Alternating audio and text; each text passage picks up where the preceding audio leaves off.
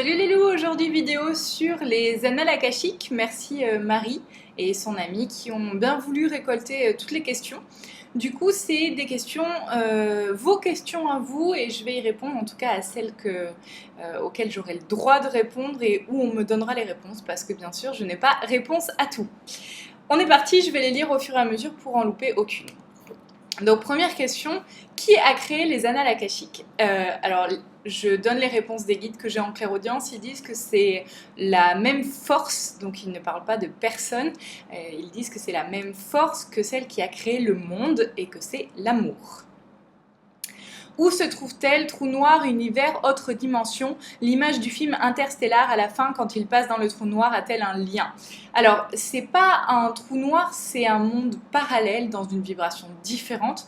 C'est dans l'astral. On ne passe pas par un trou noir pour y aller, bien que ils sont en train de me reprendre en me disant que si c'est une sorte de trou noir, du moment où on change sa vibration, on passe par une sorte de porte que, en tant qu'humain, on pourrait appeler un trou noir. Mais à proprement parler, il n'y a pas de trou. C'est une porte qui permet de passer vers une autre vibration.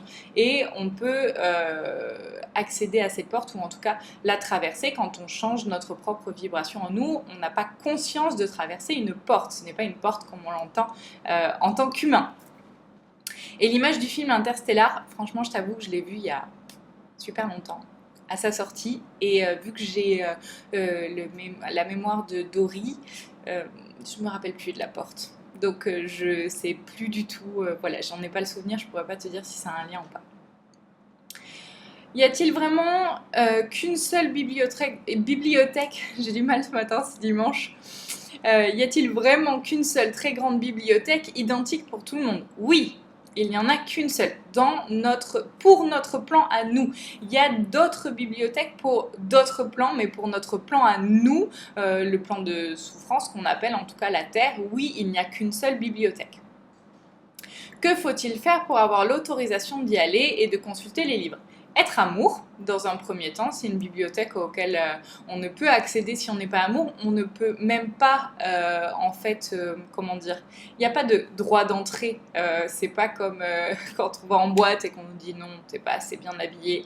Ça n'a rien à voir avec ça. C'est plus dans le sens où, de toute manière, si on n'a pas la vibration nécessaire, on ne pourra même pas voir la bibliothèque et donc voir l'entrée de la bibliothèque. Et du coup, est-ce qu'on a le droit de consulter les livres? Oui, alors ça dépend de notre vibration, encore une fois. Suivant la vibration que l'on a, on a le droit de consulter notre livre, ceux des autres, mais que par exemple dans certains cas, je vais donner un exemple plus précis pour que vous puissiez comprendre. Par exemple, dans des soins, quand je soigne une personne et que j'ai besoin d'avoir accès à des vies antérieures, soit les guides me donnent directement les informations nécessaires pour ça, donc des vies antérieures, etc. Soit je vais avoir le droit d'accéder au livre des annales akashiques de la personne en question, mais je n'aurai accès qu'au passage qui est utile pour pouvoir soigner la personne. Il n'y a pas de souci à se faire sur le fait que qui que ce soit puisse aller lire votre livre parce qu'il s'embête et qu'il n'a rien à lire. Ça ne se passe pas du tout comme ça. On n'a accès qu'à ce qui est nécessaire pour aider l'autre. Mais en aucun cas, on ne peut avoir accès à une bibliothèque pour nuire à autrui. Déjà, dans un premier temps, parce que il serait impossible d'y accéder si on a des mauvaises intentions, mais en plus parce que là-haut, il nous laisserait jamais faire quelque chose qui est nuisible pour une personne extérieure. Est-il possible de s'y rendre sans autorisation? Bah non. Enfin, c'est toujours pas une autorisation, en fait. C'est pas une histoire de quelqu'un qui va dire tu peux ou tu peux pas. C'est soit tu as la vibration nécessaire, soit tu l'as pas. Donc, en fait, c'est pas une personne extérieure qui va pouvoir donner l'autorisation. C'est toi, ton propre... comment on dit j'arrive pas à trouver le mot pour dire que tu as une carte de laisser-passer. Voilà. Donc, tu es ton propre laisser-passer. Et si tu n'as pas la vibration nécessaire, ben, tu n'auras pas le laisser-passer. Si nous y sommes déjà allés, comment y retourner en conscience pour se souvenir des infos reçues? En général, À moins de vouloir aider, je parle de mon expérience personnelle et pas de l'expérience générale parce que j'ai pas d'autres infos qui arrivent à ce moment-là. De mon expérience, je n'ai jamais pu aller dans les annales, sauf quand j'avais besoin pour un soin ou pour ma propre évolution d'avoir des informations sur mes vies antérieures ou sur mon futur, par exemple. Sachant que le futur, on va l'écrire au fur et à mesure, c'est pas quelque chose qui est écrit à 200%, il y a toujours moyen de changer les choses et de toute manière, le temps n'existant pas, il n'y a pas de passé et de futur. Bon, je ne vais pas vous embrouiller aujourd'hui, c'est pas le sujet de la vidéo, mais en tout cas, pour y retourner en conscience, il faut vraiment qu'on ait l'intention d'aider une personne en soins, par exemple, ou de s'aider soi. Par exemple, si on est vraiment bloqué dans une situation qu'on ne comprend pas pourquoi, que ça fait des années et des années, voire des décennies qu'on galère à avancer sur telle ou telle situation, les guides vont finir par nous laisser accéder à ces annales pour qu'on puisse aller trouver des réponses. Mais il y a de grandes chances que si vous n'avez pas la vibration nécessaire, ils vous donnent les infos qui sont contenues dans les annales akashiques dans votre propre livre, mais par contre, vous n'aurez pas accès aux annales akashiques, même si vous en avez l'envie. Y a-t-il un règlement d'ordre intérieur? Oui, encore une fois, je le répète, c'est de vibrer amour. Si on ne vibre pas amour, on n'a pas accès aux annales akashiques. Et dans la bibliothèque, on n'a pas le droit d'aller lire le livre des autres. Ça marche pas comme ça. Là, par contre, il y a des gens à l'intérieur, enfin des gens à l'intérieur de la bibliothèque qui sont là pour faire régler l'ordre parce que même quand on se déplace en astral, on a notre ego qui est encore là malgré le fait qu'on ait placé notre conscience dans notre partie astrale. Si les autres font comme ce que je fais moi, ils sont en bilocation, c'est-à-dire qu'ils sont à la fois dans leur corps physique et à la fois dans leur corps astral, ils scindent leur conscience en deux. Et donc l'ego est encore là, et bien sûr que l'ego, des fois, il a envie d'aller chercher des infos qui ne sont pas forcément pour lui. Donc il y a quand même des gens qui sont là pour faire respecter le tu vas pas aller voir, par exemple, ça m'est arrivé de vouloir savoir des trucs sur mon mari, pour savoir comment l'aider sur certains points. J'ai pas eu le droit d'y aller parce que malgré le fait que ce soit pour l'aider, pour l'amour que j'ai pour lui, j'avais pas le droit d'aller chercher ces infos parce que c'est sa vie privée et on n'a pas le droit de tout faire dans ces annales. Voilà. Peut-on être banni? Oui. Pourquoi? Je présume.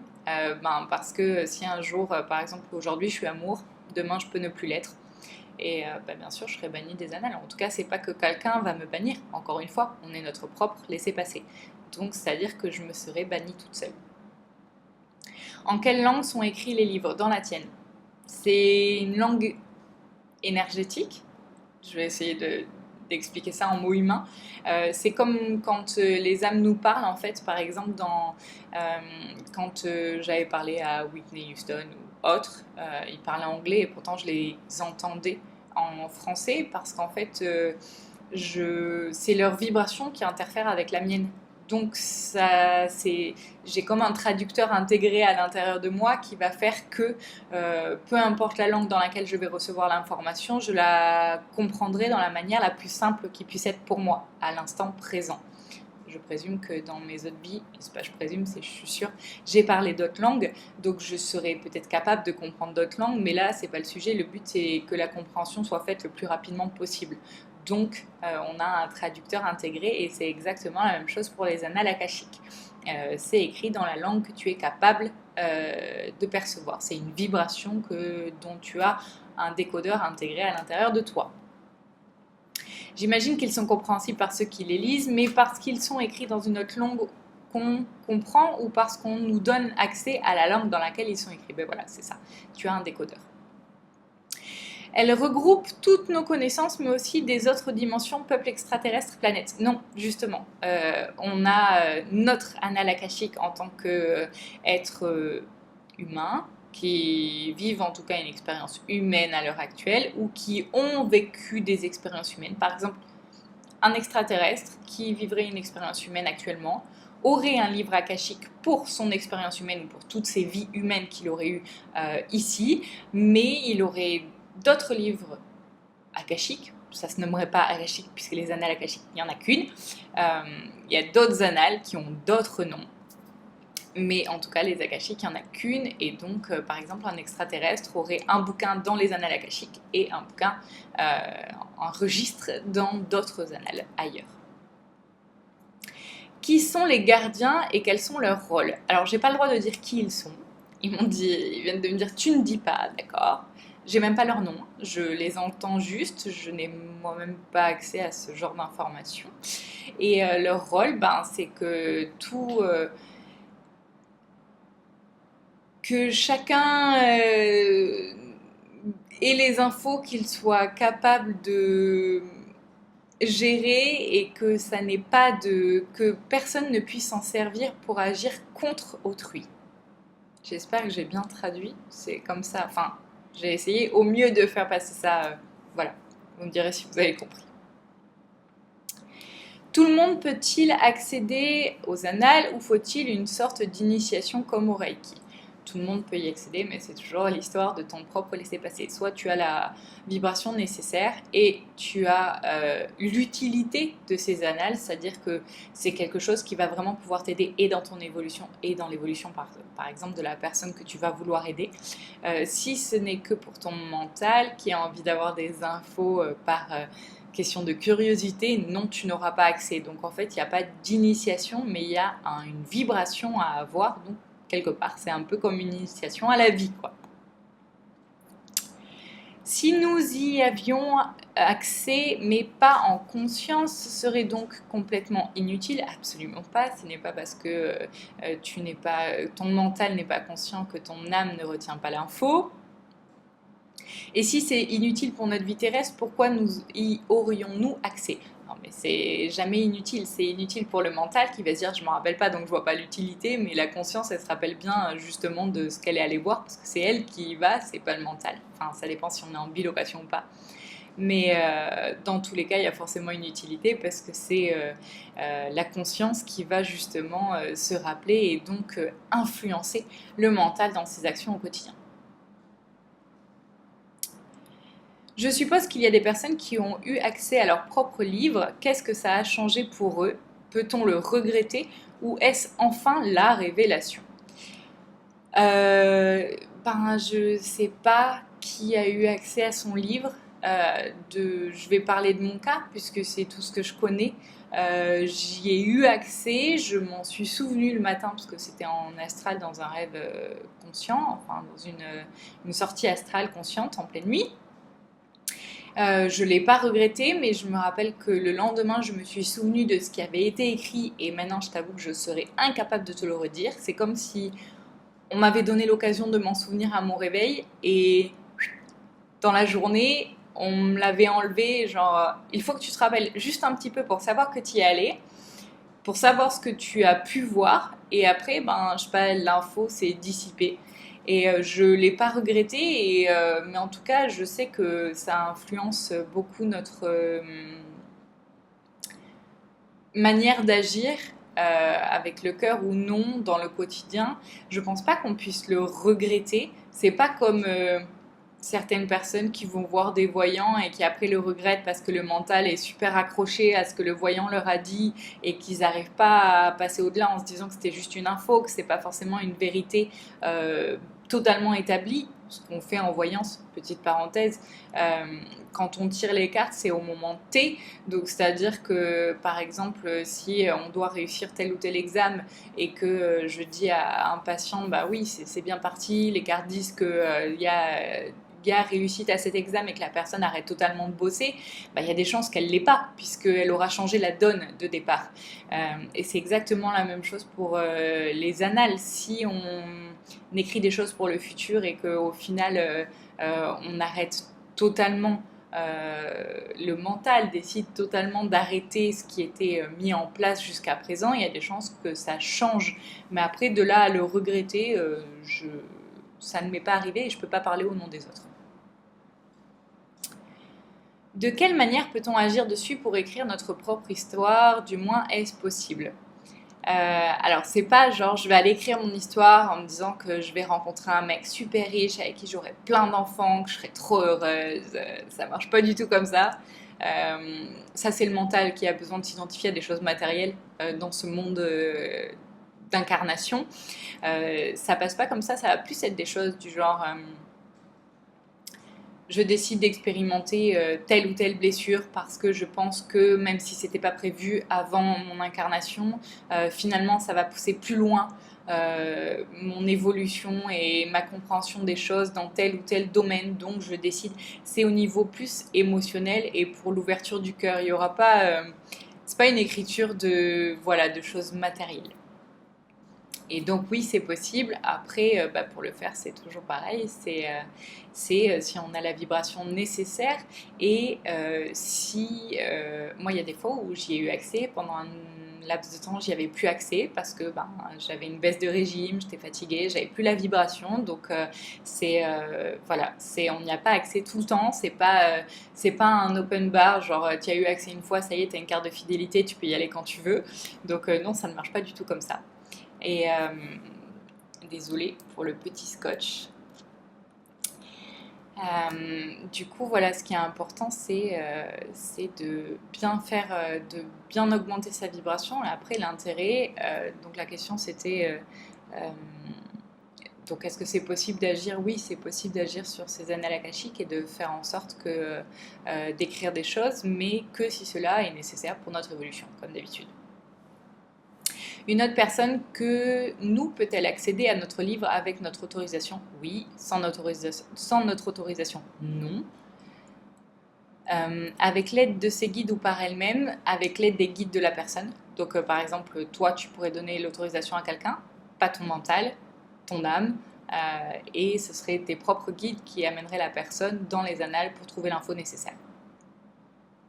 Si une personne qu'on n'apprécie pas consulte notre livre, que peut-il se passer? Ça peut pas arriver. Si c'est nous-mêmes qui écrivons notre futur, comme Johanna dans la vidéo, je ne sais pas quelle vidéo, mais d'accord, mais qu'on ne s'en rappelle pas, ah oui, ça y est, l'ancienne vidéo des annales akashiques, ok, je me rappelle. Je mettrai le lien d'ailleurs ici. Mais qu'on ne s'en rappelle pas, alors quel est le but du jeu? Ton âme s'en rappelle, c'est ton mental qui s'en rappelle pas, donc ton âme va se rappeler dans quelle direction elle doit aller. Le mental, c'est pas bien grave s'il se rappelle pas, lui il va être frustré parce qu'il a envie de se rappeler. Mais clairement, c'est pas du tout grave qu'il se rappelle pas. Voilà. Donc le but du jeu, ça sera que tu prennes une direction différente de ce que tu avais prévu au départ et de pouvoir réajuster la trajectoire pour que tu puisses aller le plus loin possible dans ton évolution dans cette incarnation-là. Si on écrit un truc sur le futur dans notre livre, mais que sur Terre, vu qu'on ne se rappelle de rien, on ne fait pas ce qui était écrit par soi-même. C'est ton mental qui ne se rappellera pas, encore une fois. Donc ton âme fera en sorte que tu ailles dans la direction de ce que tu as écrit. Pas de souci pour ça. Si le passé et le futur n'existent pas, j'avais pas lu cette question, mais ouais.